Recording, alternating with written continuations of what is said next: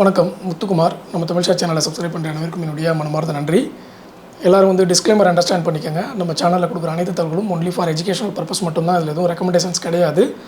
So before investing consult your registered advisor.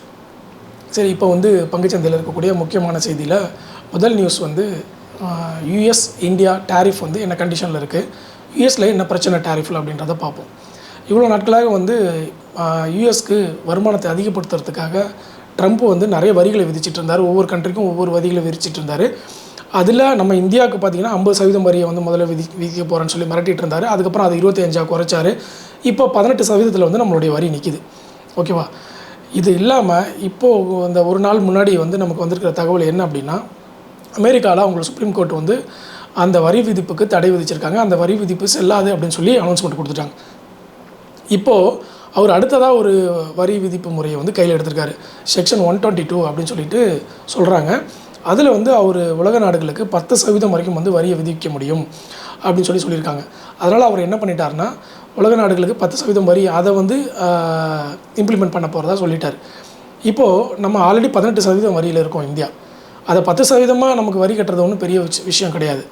அவர் வந்து இப்போது இன்றைக்கி கிடச்ச தகவல் வந்து இன்னொரு ஒரு விலை மானிய தகவல் வந்து என்ன சொல்லுதுன்னா, அந்த 10% வரியை வந்து 15% வரியாக அவர் உயர்த்திக்க முடியும்னு சொல்லி ஒரு தகவல் கொடுத்துருக்காங்க. ஸோ அப்போ அவர் 15% அதை மாற்றினாலும் நமக்கு வந்து ஆல்ரெடி 18 இருக்கோம். நம்ம 15 நமக்கு பெனிஃபிட் தான். எப்படி பார்த்தாலும் இது இந்திய பங்குச்சந்தைக்கு பெனிஃபிட்டாக தான் அமையும்.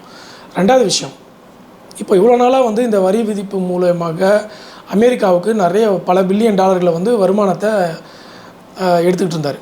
இப்போ அந்த வருமானம்லாம் குறைய போகுது. அப்படின்றப்போ அந்த அமெரிக்க டாலர் மேலே இருக்கக்கூடிய அந்த ஸ்திரத்தன்மை வந்து குறையிறதா வந்து முதலீட்டாளர்கள் பார்ப்பாங்க. அப்போ என்ன ஆகும்னா, தங்கமும் வெள்ளியும் அதிகமாக தங்கம் வந்து அதிகமாக ஏற ஆரம்பிக்கும். சப்போர்ட்டிவ் மெட்டல்ஸும் கொஞ்சம் ஏற ஆரம்பிக்கும். இப்போது இன்றைக்கே பார்த்திங்கன்னா தங்கம் வந்து 2.2% மேலே ஏற்றம் கொடுத்துருக்கு. சில்வர் வந்து 7.7% வரைக்கும் ஏற்றம் கொடுத்துருக்கு. ஓகே, இப்போ இதே தான் வந்து நமக்கு நாளைக்கு பங்குச்சந்தையில் வந்து நமக்கு ரிஃப்ளெக்ட் ஆகும் இந்திய பங்குச்சந்தையில். அப்போது அங்கே வந்து 2.25% வந்து கோல்டு ஏற்றம் கொடுத்துருச்சு. சில்வர் 7.5% ஏற்றம் கொடுத்துருச்சுன்னா இங்கேயும் வந்து நமக்கு கோல்டு சில்வர் MCXலையும் ஏறதுக்கான வாய்ப்பை தான் வந்து நம்ம எதிர்பார்ப்போம். அது இல்லாமல் பீஸ் கோல்டு ETF, சில்வர் ETF இது ரெண்டுலேயும் வந்து நம்ம எதிர்பார்ப்போம் ஏற்றத்தை கொடுக்குன்னு சொல்லி.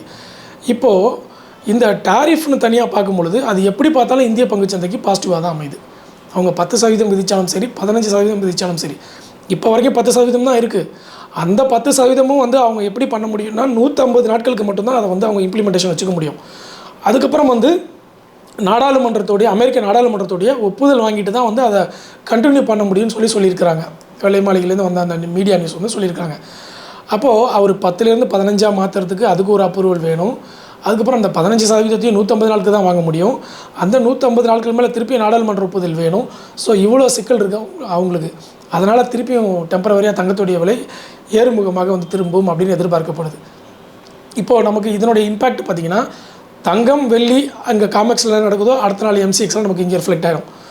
அப்போது 2.25% தங்கம் ஏறிடுச்சு, 7.7% வந்து சில்வர் ஏறிடுச்சு. இப்போது இங்கேயும் அந்த எக்ஸ்பெக்டேஷன் முதலீட்டாளர்களுக்கு உண்டு. அங்கே ஏறிடுச்சுன்னா இங்கே ஏறிடுன்னு உண்டு. இப்போ இந்த டேக்ஸு ரெடியூஸ் ஆனதுனால நமக்கு கிஃப்ட் நிஃப்டி பார்த்திங்கன்னா இப்போயே 320 புள்ளிகள் பாசிட்டிவில் இருக்குது. கிஃப்ட் நிஃப்டி வந்து 25,866 புள்ளிகள் இருக்குது. 320 புள்ளிகள் வந்து பாசிட்டிவில் இருக்குது. அப்போது நாளைக்கு நம்மளுடைய இந்திய பங்குச்சந்தை என்ன எதிர்பார்ப்பு வச்சுருப்பாங்க? கிஃப்ட் நிஃப்டி ஏறுதுன்னா நம்மளுடைய பங்குச்சந்தையும் இங்கே வந்து ஏற்றம் கொடுக்கறதுக்கான வாய்ப்பு தான் வந்து அதிகமாக இருக்குன்னு முதலீட்டாளர்கள் எதிர்பார்க்க ஆரம்பிச்சிட்டாங்க. அப்போது நமக்கு வந்து என்னென்னா, தங்கம் வெளி மெட்டல்ஸ் சைடும் நமக்கு வந்து பாசிட்டிவில் போகுது, பங்குச்சந்தையும் வந்து பாசிட்டிவில் போகுது. இது வந்து நமக்கு இந்திய பங்குச்சந்தைக்கு ரொம்ப நல்ல காலம். அப்படி இந்த ஒரு வாரம் வந்து நல்ல ஒரு டெம்பரவரியான டைம், நல்ல டைம் அப்படி சொல்லலாம். இதை பேஸ் பண்ணி வந்து ஆப்ஷன் ட்ரேடிங் வந்து பிளான் பண்ணுவாங்க. ஈக்விட்டியில் ஹோல்டிங்கில் வச்சுருக்கவங்களுக்கு போர்ட்ஃபோலியோ கொஞ்சம் க்ரீனில் வரும். அப்புறம் கோல்டு சில்வரில் வந்து ரொம்ப அக்ரெசிவாக அவங்களுக்கு இது சரியான ஒரு வாரமாக இருக்கும். ஓகே, ஸோ அதனால் இந்த வாரம் வந்து ரொம்ப முக்கியமான வாரமாக இருக்கும். போன வாரம் பார்த்திங்கன்னா நமக்கு ஏஐ ஒரு வாரம் ஃபுல்லாக வாலட்டிலிட்டி கொடுத்துச்சு. இப்போ இந்த வாரம் ஃபுல்லாக வந்து டேரிஃப் நமக்கு வந்து ஒரு 1 வீக்லேருந்து 10 டேஸ் வரைக்கும் வாலட்டிலிட்டி கொடுக்கும் அப்படின்னு எதிர்பார்க்கப்படுது. ஸோ இதுதான் வந்து நமக்கு யூஎஸ் இந்தியா டேரிஃப், அப்புறம் யூஎஸில் நடக்கக்கூடிய டேரிஃப் தகவல்கள். முதல் விஷயம் வந்து டேரிஃபை செல்லுபடி ஆகாதுன்னு சொல்லி கோர்ட்டு தீர்ப்பு வந்திருக்கு. ரெண்டாவது, அவர் வந்து அவசர கால டேக்ஸ் வந்து கையில் எடுத்திருக்காரு. அது வந்து 10% தான் இருக்குது. அதை வந்து 15% மாற்றலாம் அப்படின்னு சொல்லியிருக்கிறாங்க. அப்படியே மாற்றினாலும் அது 150 நாட்களுக்கு தான் செல்லுபடியாகும். அதற்கு மேல் நாடாளுமன்றத்தோட அப்ரூவல் வேணும்னு சொல்லியிருக்காங்க. இந்த 4 பாயிண்ட்டு. இதில் நமக்கான பெனிஃபிட் பார்த்திங்கன்னா, கோல்டு